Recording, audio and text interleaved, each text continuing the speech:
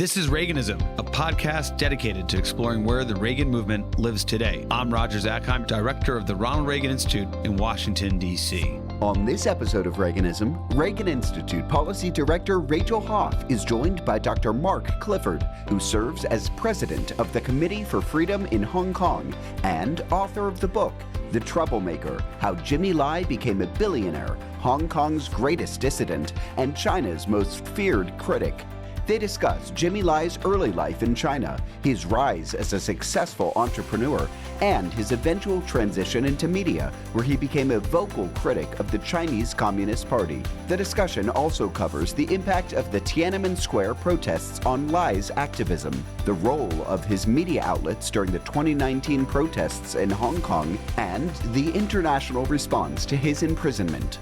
Well, hello and welcome to Reaganism. My name is Rachel Hoff. I'm the guest host today. And Dr. Mark Clifford, it's a pleasure to have you on. Welcome to Reaganism. Well, thanks so much. Great to see you again, Rachel, and thanks for having me. Mark, we have the privilege on this podcast of periodically hosting political dissidents from around the world as part of the Reagan Institute's Center for Freedom and Democracy. And sometimes, most unfortunately, we're unable to host particular dissidents on our podcast because being on the front lines of freedom around the world, sometimes they're in dire straits and in fact, sometimes in prison. That's the case with the man that you've recently written a book about, Jimmy Lai, who currently sits in a prison in Hong Kong at the hands of the Chinese Communist Party. Mark, before we dive into Jimmy's story, I know we'll spend a lot of time talking about him and about your book today.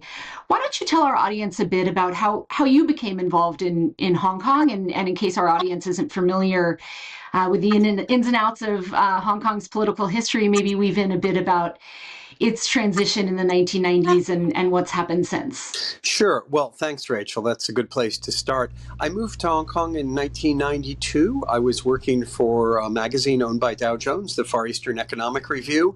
And completely coincidentally, I moved there a month before the last governor, Chris Patten, who was a consequential figure in finally pushing for more democracy in Hong Kong after more than 150 years of British rule. But unfortunately, just 5 years before the Chinese communists were going to take control. And Hong Kong to me was just such a breath, literally a breath of fresh air. I mean, incredible harbor, mountains, seascape, and a really dynamic city of 7.5 million people now.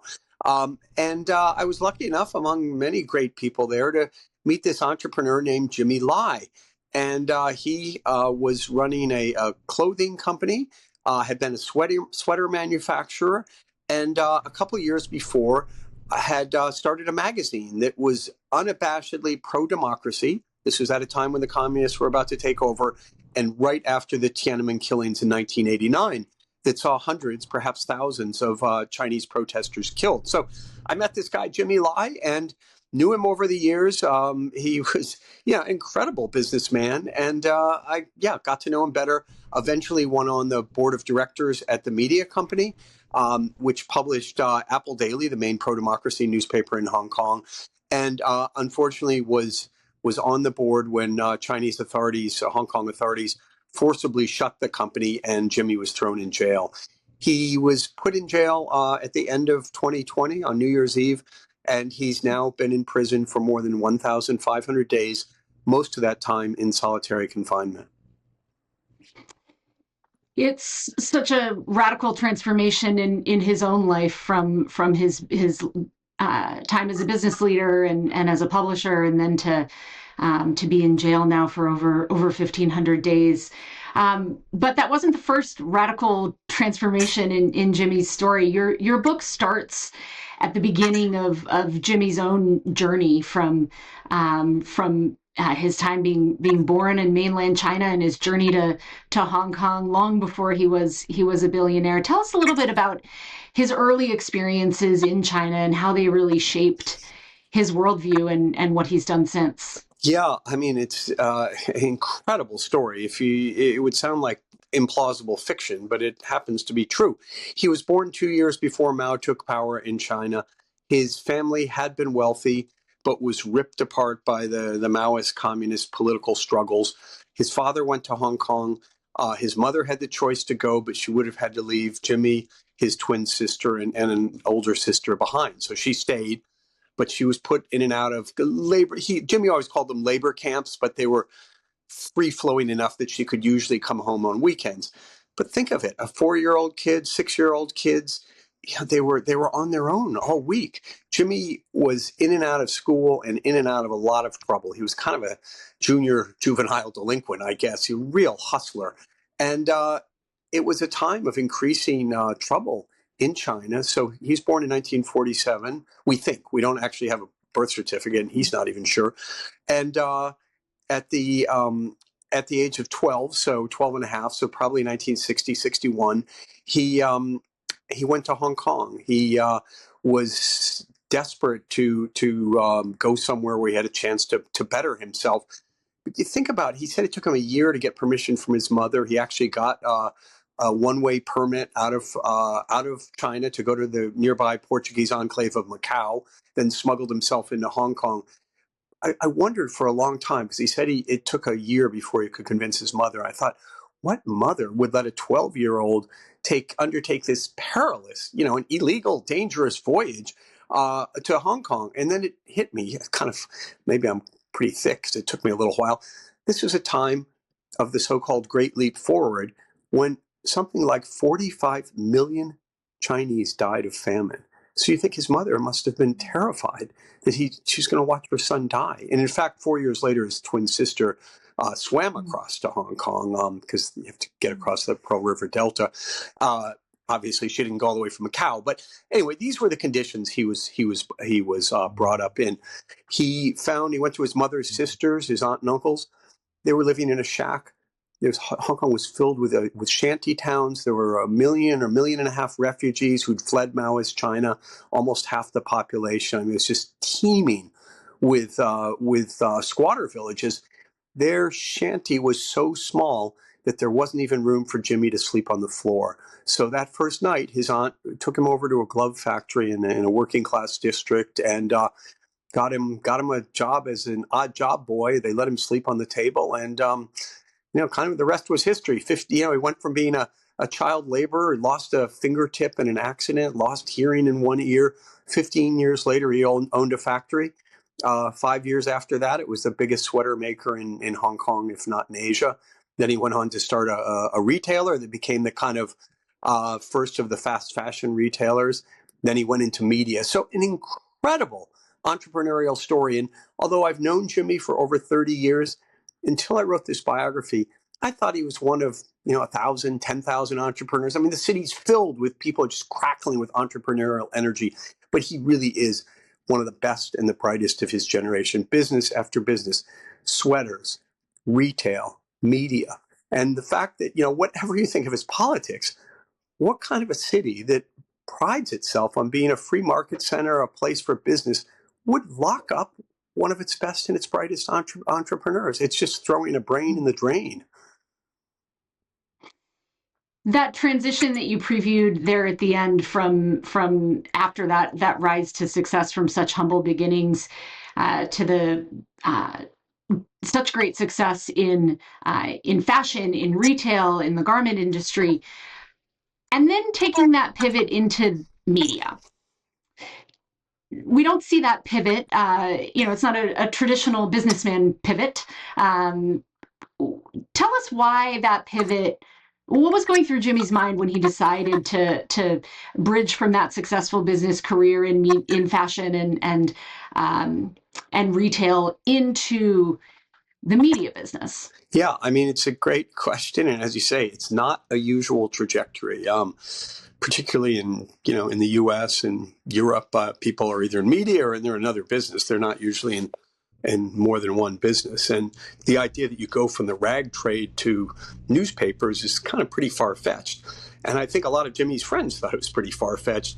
In fact, I've got to stress, he's an entrepreneur. He loves new ideas. He loves building new businesses. He gets bored quickly. So that's why he built Giordano, very successful retail company, really the father of fast fashion. But a guy named Tadashi Yanai came down from Japan to learn from him when he was starting his company, which was Uniqlo. Uniqlo, of course, is one of the biggest retailers in the world. Tadashi Yanai, by far the richest man in Japan. Jimmy could never have done that. He just didn't have the patience to keep slowly, systematically building. So by the time of the late 1980s, he'd already gotten bored with Giordano, with the retailing. So he was going to do the same thing with fast food. He loves food, probably a reflection of his hunger-filled childhood. Excuse me. And so he had an idea that actually Chipotle ended up doing for Mexican food sort of 5 or more years later. But in the late 80s, he was toying with the idea of setting up this kind of fast food place, but very high quality that gave consumers a lot of choice. Sorry. And then came the spring of 1989 when hundreds of thousands of Chinese, mostly students, protesters, came out in the streets of Beijing and indeed all over the country. That ended, of course, very badly. But before that, Jimmy's imagination had been captured by these students. And he'd been really taken by the economic reforms that started after the death of Mao, really began in the early 1980s under Deng Xiaoping. Were still pretty embryonic. But Jimmy is a huge Chinese patriot. And that's one of the things that's so ironic about his trial right now, which is accusing him of collusion with foreign forces and essentially of selling out the country. So Jimmy wanted to help the students because he felt like you had economic reforms that were already starting. And if we could get some social and political reforms going, then really China could be great in a way that it hadn't been for many, many centuries. So he started selling T-shirts at his Giordano stores with the protesters' faces on them. And he took the money, over $100,000, sent it up to the students, sent up tents and other material. I mean, he was really a prominent advocate. All of Hong Kong really was behind the students because, with China coming in 8 years, they obviously didn't want to, they wanted to see more democracy in China. So after the crackdown, after the June 4th killing, when hundreds, maybe thousands of Chinese were killed by their own government, and Jimmy was just heartbroken. And I think he really was at a loss. And one of the first articles that talks about his idea of going into media was by a young woman who was an intern at the South China Morning Post, an English language newspaper in Hong Kong, who was visiting from Paris where she was studying. She was a Hong Konger, Teresa Lee, and she wrote about the decision to go into media. He felt that we'd seen what CNN, which was pretty young then, and other almost real-time media could do in terms of bringing news about a Tiananmen protest or Tiananmen killings to the world. This is before the Berlin Wall has fallen, so it's one of the first times that we're seeing kind of a street revolution being shown globally. And Jimmy felt like, wow, new media, the new technology of media now, it means that I, Jimmy Lai, or some other media proprietor is able to show the truth, the reality about what was going on. And he's always felt that the Communist Party, the Chinese Communist Party's real weakness was transparency, sunlight, that once people saw how it acted, that it would have to be more accountable, that it couldn't be, totalitarian. So he decided to start a magazine, and his friends said to him, like, what do you know about magazines? He's like, hey, I read Fortune, I read Time, I read The Economist, I can do media. And I think that perfectly encapsulates this unbelievable sense of self-confidence. Here was a kid who's been scrapping, hustling on the streets since he's 4 years old, 6 years old. And he's now built, he's worth hundreds of millions of dollars by then. Don't tell him he can't do something. Because everything he does, he makes a success. The success that he saw in the media sphere, especially in the context of what you described was happening in China, really put him at odds with the Chinese Communist Party in Beijing, of course. That takes even more of a turn in the context of Hong Kong's own political developments and the rise of the protests in 2019, 2020. Talk about how Jimmy used his media outlets during those pro-democracy protests in Hong Kong. What were those protests all about? What was happening in Hong Kong? What was Jimmy doing with his media outlets at the time? And how does that kind of tee up this this fight, Yeah. even more so than those early days with the CCP. Yeah. Let me talk a little more about the early days. So even early on, so he founded Next Magazine in 1990, quickly became a top magazine in Hong Kong. He had everything from stock market coverage to horse racing to paparazzi coverage of movie stars and incredible investigative reporting and a strong pro-democracy editorial line. He also wrote a column. He probably wrote over 1,500 columns, one a week from 1990 until he went to prison in 2020. And in 1994, he wrote a particularly famous column attacking the premier of China, Li Peng, for his role as the butcher of Beijing. Jimmy was in Paris at the time with Teresa, who he had by now married, and they were expecting their first son, Sebastian. And Li Peng was making the first visit by a Chinese state leader to a Western democracy since the Tiananmen killings. And he was in Germany. Jimmy's in Paris. He's just seething. And so he dashes off this column, hand writes it on some hotel stationery, faxes it. Think about this. He faxes it to Hong Kong. I talked to the editor who was on the other end, and he's like, what the heck? I mean, we cover Hong Kong. What's the boss writing about China for? And but he's like, yeah, whatever. We've got free press, freedom of speech. One country, two systems was the formula for Hong Kong, where it would have a high degree of autonomy for 50 years. It was a frontal attack on the Chinese Communist Party. It was also a pretty scathing personal attack on Li Peng, where he called him, among other things, a turtle egg, essentially a bastard, for not knowing who his father was, and actually worse.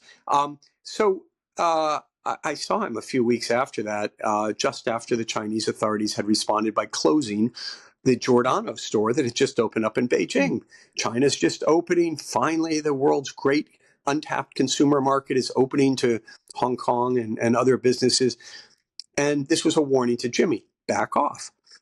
He said no. A month later, he wrote another column. He said, I'm really sorry about my language. I was very rude, but I meant it. The Chinese Communist Party is corrupt. It's evil. It has to go. And he then, right around the time, I guess just right before that column, he resigned from the board of Giordano. A couple of years later, with increasing pressure from China, he sold his shares in Giordano. I don't know another businessman in China in the last 75 years that has sacrificed. It was a very lucrative business. His stake was worth almost $200 million, if I remember correctly. And it would have been worth a lot more if he'd stayed involved, I'm sure. And he poured that money instead into Apple Daily, which was a newspaper. So, okay, that's 2 years before the handover. We're up to 95. Apple's been founded. Then comes the handover. And it was always a really rough and tumble, really crusading, very aggressive, and very pro-democracy newspaper. Didn't really cover China. It was really focused on Hong Kong, the Hong Kong elites, democracy for Hong Kong. It went to the edge of good taste and sometimes beyond. We've got to be honest.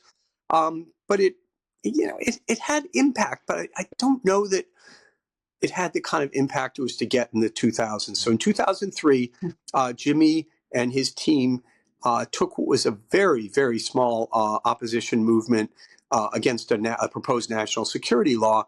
And when the draft was introduced in October 2022, there were, 15 or 20 people around a bonfire, burning a copy of the draft law.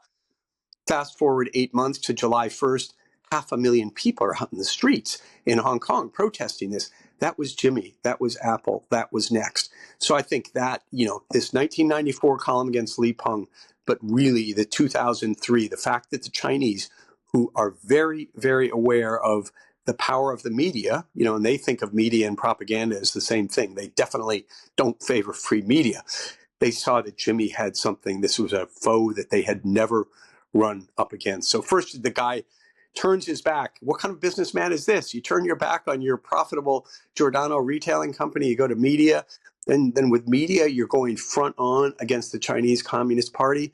And then, funnily enough, during most of those years, he was more focused on Taiwan because Taiwan had just had first peaceful transfer of power since the nationalists, the KMT, had taken power in 1949. So he wasn't that focused on Hong Kong. But in 2012, a student movement started. In 2014 was the Umbrella Movement, which saw a 79-day occupation of the streets of Hong Kong. That's when Jimmy personally started taking to the streets. He was out there sitting in front of his tent every day for 79 days. He missed Sebastian, the son who was about to be born when he wrote that column in 1994. Missed his birthday on October 1st. He was there. He'd go home at night, but the point is he was there. He wasn't out on the stage. He wasn't making speeches. He was just there like an ordinary guy showing his support and solidarity for a new generation of leaders. And move forward a few more years, 2019, and you had 2 million people out in the streets. And I think it was just it was a challenge the Chinese Communist Party could have met with negotiations. They didn't bother trying that. And again, Apple and Jimmy were, literally on the front lines, both physically and, of course, the paper and the newspaper and our websites. I was on the board of directors. Websites, publication were just absolutely critical to the movement. That movement, the protests that you mentioned, 2 million in the streets, such a huge portion of Hong Kong's population taking to the streets in protest, especially of this national security law and the ways that the Chinese Communist Party was going back on its agreement to let Hong Kong, even though it had been under Chinese official leadership since the handover in the 90s, really to let Hong Kong do its own thing. Beijing steps in, cracks down on the ways that the foundations of democracy are operating in Hong Kong. This national security law is right at the center of it. And Jimmy's right at the center of those protests. Take us inside that moment where the protests are unfolding, the national security law crackdown is happening, press freedom is really, really on the line. What was Jimmy doing in that moment, and what did it mean for Hong Kong? Yeah, well, you probably have to separate into a few different periods. In June 2019, large-scale demonstrations broke out. In June 9th, I think it was, 1 million people in the streets. I think it was a week later, it was 2 million people. And again, as you say, population of 7.5 million people. And guess what? People weren't coming from across the border in mainland China. This was all Hong Kongers. So you think a third, almost more than a quarter of the population out there. I mean, nobody knows how many people were there. And Jimmy was there. The newspaper was there. Jimmy was very much counseling nonviolence. And in fact, he made an important trip to the U.S. that summer. He met with then Vice President Mike Pence, Secretary of State Mike Pompeo, National Security Advisor John Bolton, and sought U.S. support for the democracy movement, not to undercut China. He wasn't talking about ending the CCP. He was talking about the Chinese Communist Party holding to those promises that you just mentioned a minute ago. I mean, in 1984, when the British agreed to turn over Hong Kong to Chinese rule, there was a Sino-British declaration that was followed by a basic law, which was a kind of mini constitution promulgated by China itself. These had great promises. One country, two systems, they said, so Hong Kong could keep its own currency, its own civil service, its own taxes, could pretty much run things as a mostly autonomous city-state with foreign affairs and military affairs being left to the central state. And among those, and of course, there were promises of freedom of press, freedom of speech, freedom of assembly, freedom of worship, all these great things that don't exist anymore, although the authorities say because they were promised they exist. So Jimmy wanted U.S. support. The demonstrators wanted U.S. support, but above all, they wanted to do their own thing. Jimmy, I should also say, was a consistent proponent of nonviolence, and I mentioned that U.S. trip. While he was walking through the Capitol with another pro-democracy figure, Martin Lee, who was a longtime barrister and kind of the father of democracy in Hong Kong, they ran across John Lewis, the longtime civil rights advocate. And they were with Tom Suozzi, who's back in the House now, great human rights activist.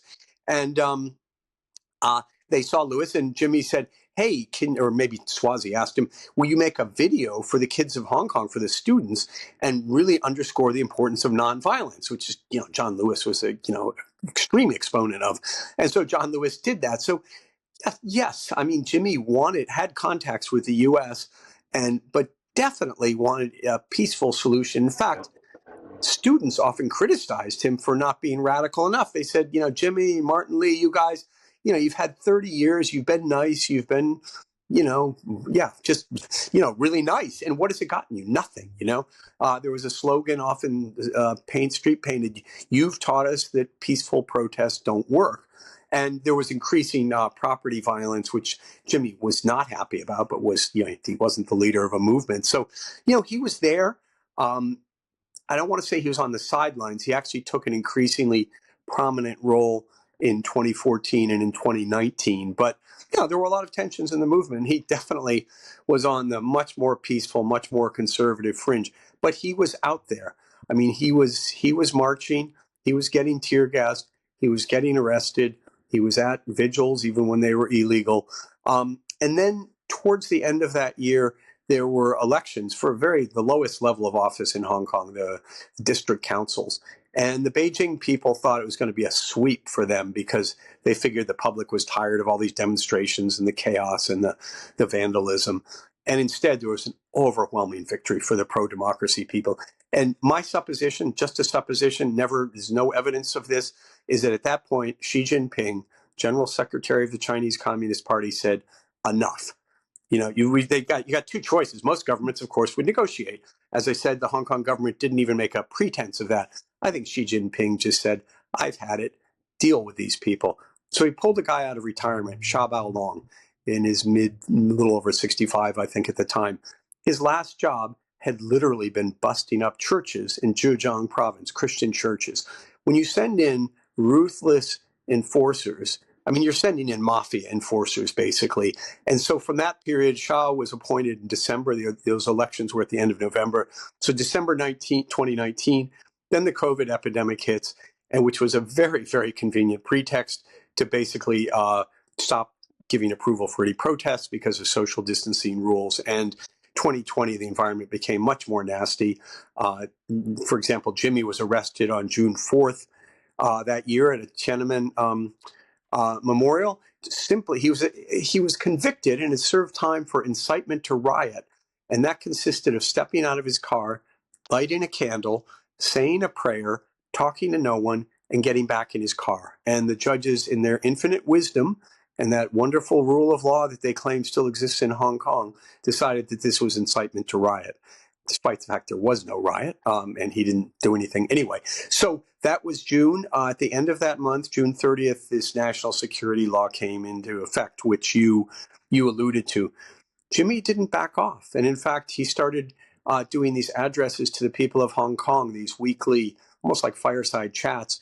I was, fortunate enough to be the moderator for most of those. And we had everyone from Nathan Sharansky, an unbelievably brave political prisoner who served 9 years in the Soviet Gulag, to Chris Patton, to Cardinal Zen, the spiritual leader of Catholics, or really of all of Hong Kong, and other people. But the interesting thing is that Jimmy kept going even after the national security law came into place. And people said to him, "Why don't you leave?" And he said, "I'd rather be hanging from a lamppost in Central than to give the communists the satisfaction of saying I ran away."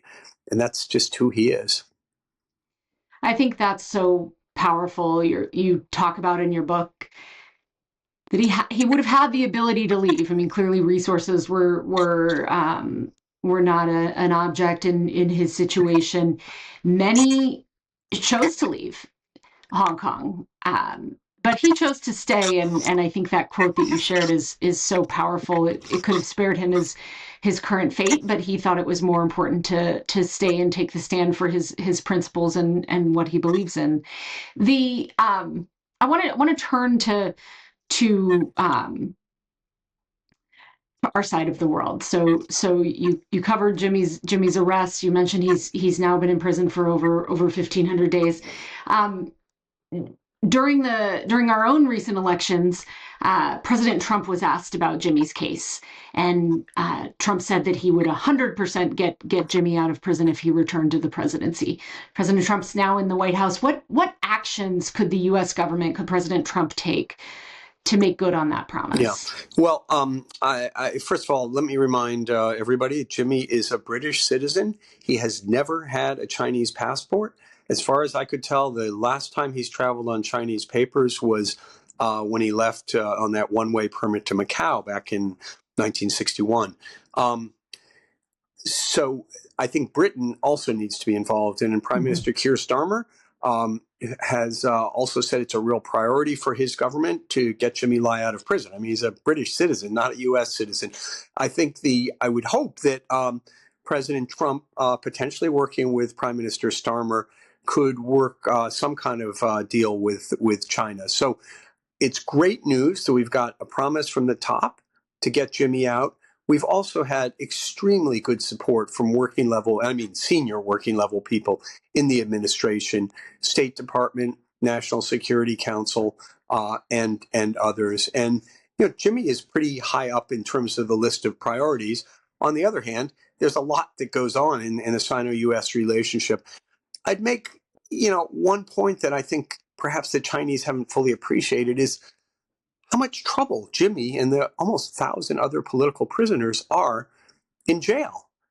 Here's Hong Kong that wants to kind of reestablish itself as a global financial center, and yet you look and you say, you've got political prisoners. I mean, this was a place that used to have, more IPOs, initial public offerings in a year than London or New York. I mean, it really was a financial center that rivaled London or New York. There aren't 1,000 political prisoners in London or New York. And I would defy you to find any global financial center that doesn't have a free press and, has political prisoners like this. So I think the Chinese need to realize it's a very low cost, high payoff, move to let Jimmy and others out. Excuse me. Mike Pence was, the former Vice President Mike Pence was in Hong Kong in January, and he made this point. He was speaking at a UBS wealth management conference, and he made the point that there's almost nothing that any of us can think of that would do more to improve Sino-U.S. relations, at least in the short term, than letting Jimmy and some other prisoners out. Interestingly, here's Jimmy, who's on trial, and evidence against him. He's met Mike Pence. Mike Pence is a couple miles from where Jimmy's being tried, speaking at a UBS wealth management conference. And, are all those people guilty of collusion with a foreign power? Anyway, UBS freaked out and took everything down on their website. That event never took place. But I think the point stands, which is what's China trying to do? I mean, they've crushed Hong Kong. The Apple Daily Presses, as far as I know, have been sold. The company's being liquidated. It's in bankrupt. We were forced into bankruptcy. Jimmy is a 77-year-old guy who's not in good health. We can talk more about that. His family's increasingly worried about that. And, he just wants to go home. Let him go home to Britain. Let him spend time with his family. I don't see what China's gaining from this at this point, other than just, kind of sheer cussedness. Well, President Reagan, of course, has such an important legacy on standing with political prisoners during his time in the White House. You mentioned that the foreword to your book was, or you mentioned Natan Sharansky, and he, of course, wrote the foreword to your book. Sharansky being one of the prominent Soviet dissidents during President Reagan's time, and upon his release from that imprisonment, actually met with President Reagan at the White House. What should leaders here in the U.S., in the U.K., around the world, what should they learn from President Reagan's approach to these issues of political dissidents, political prisoners, and those who are, in some cases, choosing to live without freedom and stand on their principles, as you've described Jimmy is? Yeah, Rachel, thanks for that question, which I don't think anybody's asked me before. But I think they need to realize it's not really too complicated. Just as President Reagan had some very clear principles, political prisoners always have very clear principles. And, of course, one of my favorite lines is Mr. Gorbachev, tear down this wall. And nobody thought it would happen. And a few years later, that wall was gone. And I think we have to kind of stick firm to our principles. I think when we go and negotiate with China, we shouldn't check our principles at the door and get all psyched into thinking there's some mystical Chinese way of dealing with things and face and other things that make things impossible. The Chinese will do what's in their interest. So I think being principled and also showing them what's in their interest. And we have a president who's described by most people as extremely transactional. This would be a small kind of gift. I don't know what would he'd get in return from Xi Jinping to, perhaps make relations better. But I think we need to remember, leaders need to remember the importance of principles.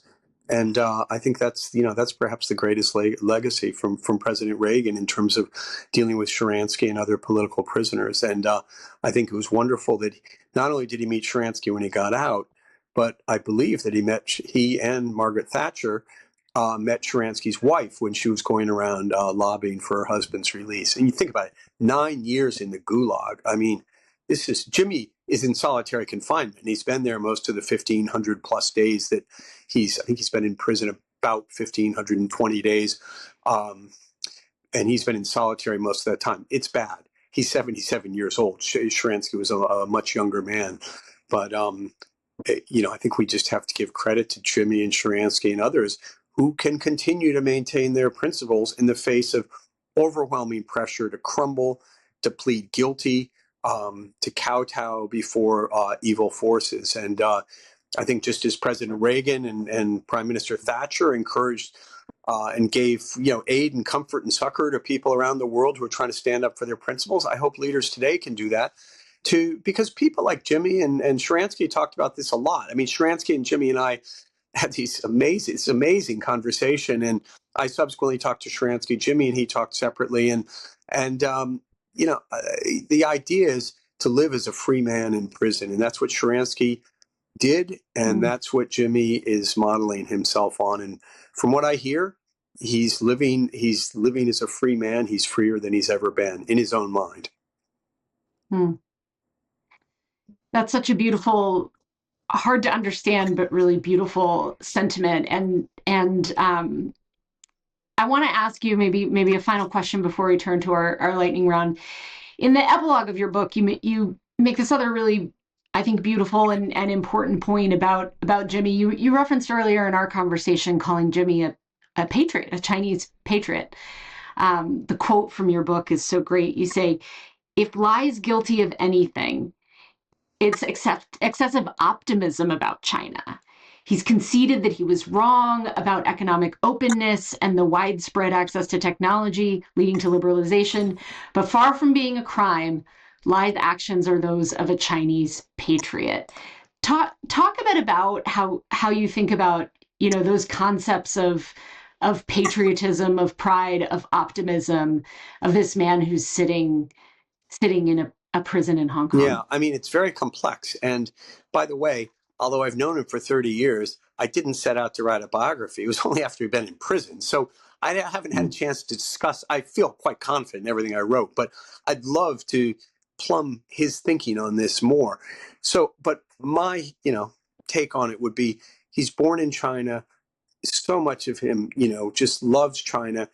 I didn't get into the real complexities of the family, but there was his mother was mother number 2. She was basically brought in to take care of the family and the kids. The first wife was dying. She was from a rich family. So they were from this family that had been very wealthy. And there was this kind of sense of this golden past. The older half brothers had gone to private schools. The grandfather was reputed to be the first guy in Guangdong province with a Rolls Royce. So Jimmy has this idea, of this kind of golden era. And if, Chinese culture, he loves Chinese food, great collector of Chinese art. He's really proud. And on the other hand, from a communist perspective, he's way too contaminated by British colonialism. He's a guy who learned freedom. He learned a lot in China, but he didn't learn freedom. And so he comes to Hong Kong and he learns about what he would almost always call Western values. He's not your typical human rights guy. First of all, he's a businessman. He's very free market oriented. But for him, it's freedom to eat, freedom to make money, freedom to start his own business, freedom to believe in democracy and advocate for things, and ultimately the freedom to find love through Teresa, his wife, and through his Catholic faith after he converted in 1997. So he's about freedom, but he is Chinese. On the other hand, he's very international. So Chinese don't trust him because he believes in things like rule of law. That the judges in his case have, the judges insist there are no universal values and that every country has its own values, ignoring the fact that China signed the Universal Declaration of Human Rights. And so, Jimmy has this very expansive sense of humanity and freedom and rule of law and, free to speak and worship. And yet, he's Chinese, right? He loves his food, probably because of his food deprived childhood, but he loves Cantonese food. He cooked lunch for me the first time that, a wok fry, the first time that I met him. I mean, he's Chinese through and through. And it's just so hard and just so heartbreaking for me to see him essentially being accused of being a traitor because he happens to have Western friends. He's a very international guy, as many people in Hong Kong used to be back in the day. Yeah, I think it's so important to separate that all that you talk about with regard to Chinese heritage and culture and people from the Chinese Communist Party that's spent so much time and energy persecuting and prosecuting Jimmy Lai, and that distinguishing between China and the current regime is really important. It's an important contribution. Yeah, let me just underscore that. And this is something that comes up again and again in the trial. And it's the Chinese Communist Party tries to conflate this. If you don't like us, if you don't like our dictatorship, you're anti-China. That's just nonsense. And I think Jimmy is trying to cut through that in court. And he said this, but the judges refused to accept it. If you're not, a slavish follower of the CCP, you're anti-China. And I think, Rachel, you're so right to underscore this. And even people in the West, I think, get confused by this because the Chinese Communist Party says it is China. It's not. It's been ruling the place for 75 years out of, take your pick, 2,000, 3,000, 5,000 years of Chinese culture and statecraft. Well, Mark, I so appreciate our discussion today. Before we let you go, as you know, we like to end our Reaganism episodes by asking our guests if they have a favorite book about President Reagan, or maybe a speech or a quote from President Reagan that particularly speaks to them in their work. Is there anything that you have to share with our audience today? Well, yeah, thanks, Rachel. As I mentioned before, Mr. Gorbachev, Tear Down This Wall is very close to my heart. I was extremely young, but one of my first memories is of a scene in our local newspaper in Springfield, Massachusetts, picture of the Berlin Wall going up. I lived in Berlin in 1980, 81, and nobody thought that wall was ever coming down. And then, President Reagan made that comment. And still nobody thought it was coming down. A month before the wall came down, former German Chancellor Willy Brandt, father of Ostpolitik, was in Seoul and told the Koreans, no way in my lifetime this wall is ever coming down. So I don't want to say miracles happen, but history works in strange ways. So I know that I understand Reagan's advisors kept trying to take that line out of the speech, and he kept putting it back in. So I think that really speaks to Ronald Reagan. In terms of a whole speech, the challenge, he's many great speeches. He's a terrific communicator. The Challenger speech in, 1986 was just, I think unbelievable for his level of empathy. But it was more than that. People focus on different parts of it. One of the things that struck me when I rewatched it recently was how he talked about transparency and getting to the bottom of what happened. But he wasn't blaming people. He was he was really crediting all the great people at NASA, but he also made it clear that we've got an open, transparent system that's going to figure out what went wrong, and we're going to tell people, and hopefully we're going to fix it, and it won't happen again. So, but it was also just an incredibly empathetic speech at a time when the country really needed that. For a book, I happen to be reading right now Max Boot's biography of Reagan. I'm only about a quarter of the way through, but it's good, well worth it, and highly recommend it. Well, Dr. Mark Clifford, thanks so much for your time with us today on Reaganism. Thanks for the work that you're doing to advance freedom and democracy around the world. And thank you to all of you for listening. Thanks so much, Rachel. We hope you enjoyed this episode of Reaganism. New episodes premiere weekly every Monday on YouTube and all podcast streaming platforms. If you like this episode, be sure to let us know and share with a friend.